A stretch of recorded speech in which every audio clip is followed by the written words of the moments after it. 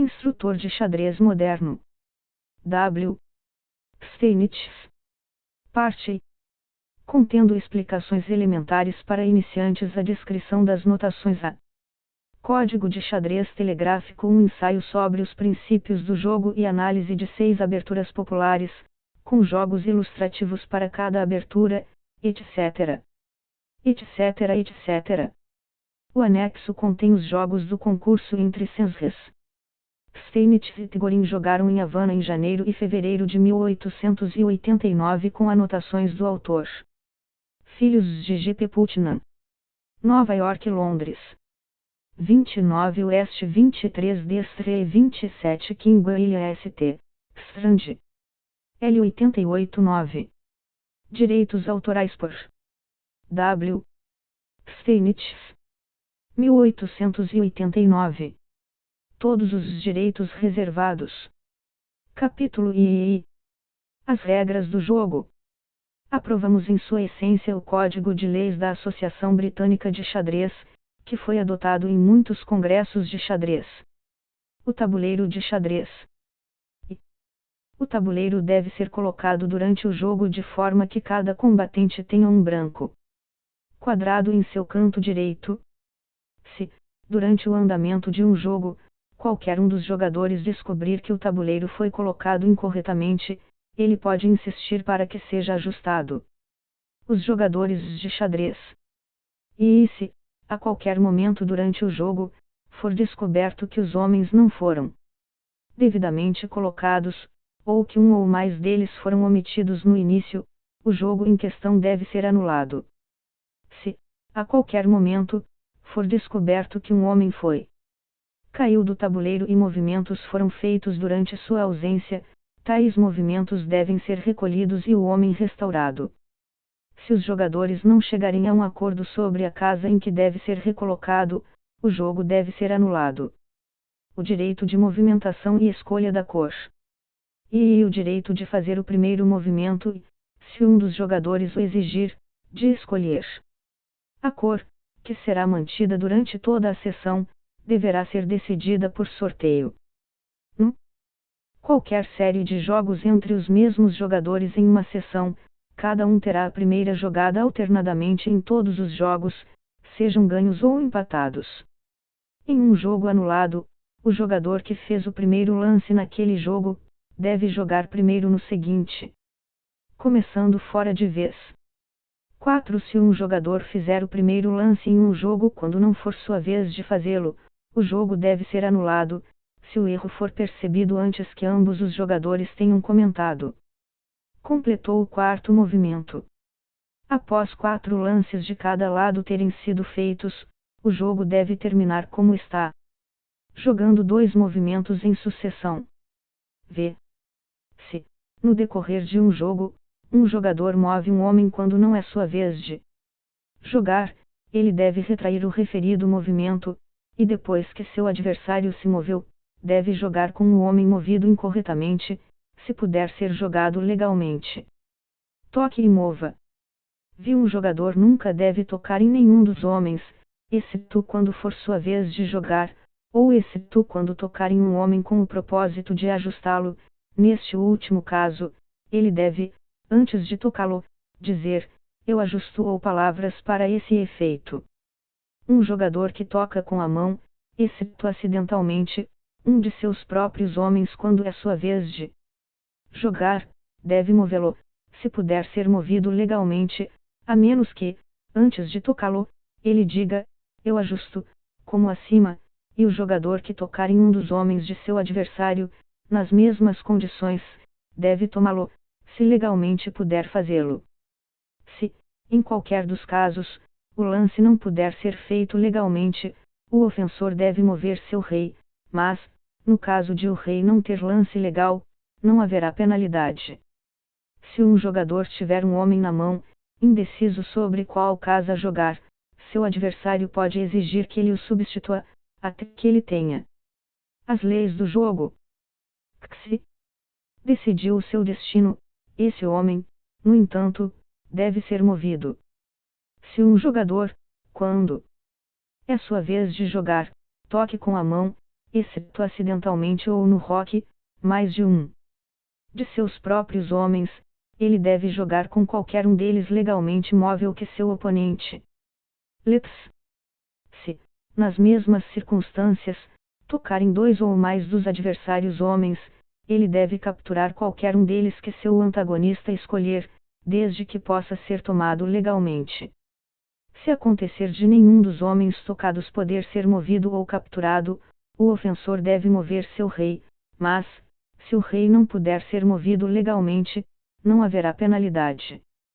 Falso movimento e movimento ilegal.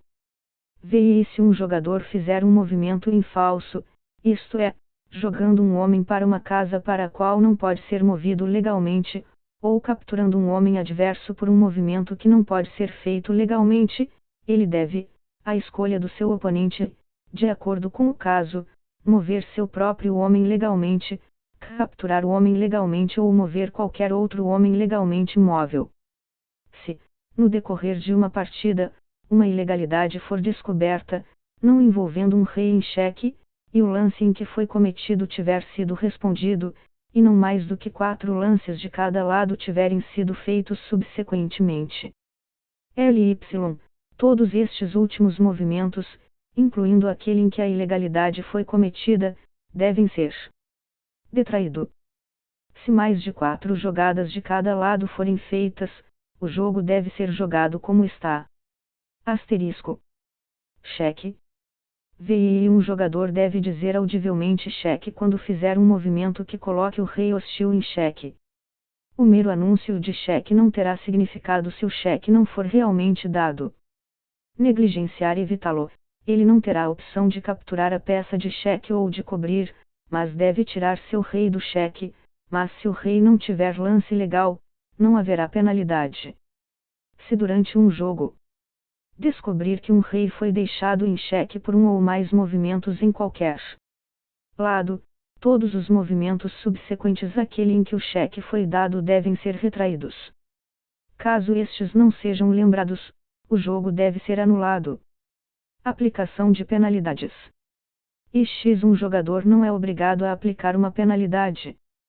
Isso significa que ele não sujeite-se, por sua vez, a uma penalidade por não reivindicar uma que lhe seja devida.